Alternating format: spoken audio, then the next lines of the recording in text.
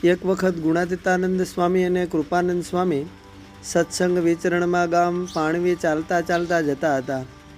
રસ્તામાં ચાલતા રોહિશાળા ગામ પહોંચતા સંધ્યા ઢળી. એટલે બેઉ સંતોએ વિચાર કર્યો કે જો આપણે ગામમાં જઈશું તો સત્સંગી હરિભક્ત આણંદજી કોઠારી અને લક્ષ્મીરામ આપણને રોકશે ને વળતે દિવસે જવા નહીં દઈએ. એમ વિચારીને બેઉ સંતો ગામ પાસે નદીના કાંઠે વડલાના ઝાડ હેઠે રોકાયા.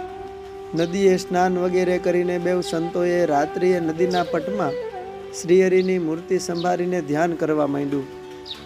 મોડી રાતનો મજર ભાંગતા નદીના કાંઠે રોહિશાળા ગામના ભરવાડની ઘેટા બકરાની ઝોક હતી. એમાં એ ઘેટા બકરા પૂરીને ઘેરા રાગે રાફડીઓ બોલવા લાગ્યું.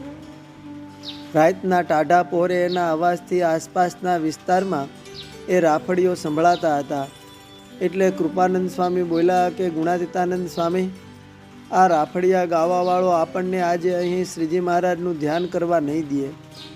આવા અક્ષરપરસ્તી પુરુષોત્તમ નારાયણ મેળા પણ જીવ એને ભજવાને બદલે આમ રાફડિયાઓ ગાંગરીને રાતના ઉજાગરા કરે છે.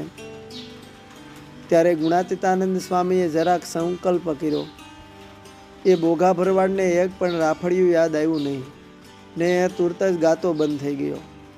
બોઘા ભરવાડે રાફડિયાઓ સંભાળવા ઘણા પ્રયત્નો કર્યા પણ એકેય સાંભળ્યું જ નહીં. બોઘા ભરવાડે આખી રાત બકરાની જોકમાં આમ તેમ આટા મારીને કાઢી.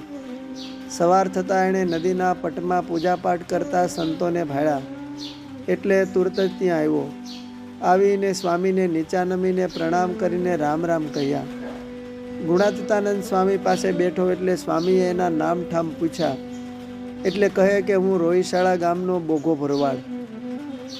મને જોતા લાગે છે કે તમે ભગવાનના સાચા સાધુ ખરા હો.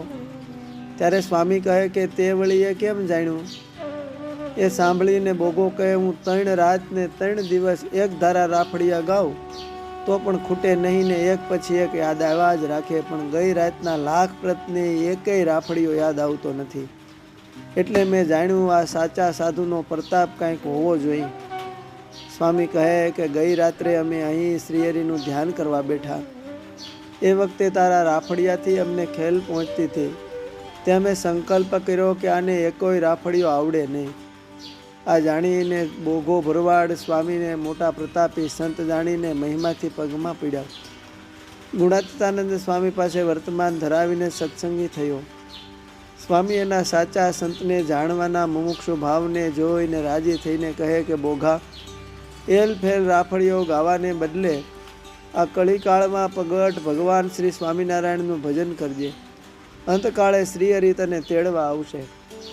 બંને સંતો દિવસ ચડતે ત્યાંથી પાણવી ગામ જવા રવાના થયા અને બોઘો ભરવાડ પોતાના નિત્યક્રમ પ્રમાણે રાફડિયાઓ ભૂલીને શ્રીહરિને સંભાળતો બકરાના ચાળકને ચરાવવા લાગી ગયો. અસ્તુ. જય સ્વામિનારાયણ. સદગુરુ બ્રહ્મચારી અક્ષરાનંદ સ્વામીની વાતોમાંથી.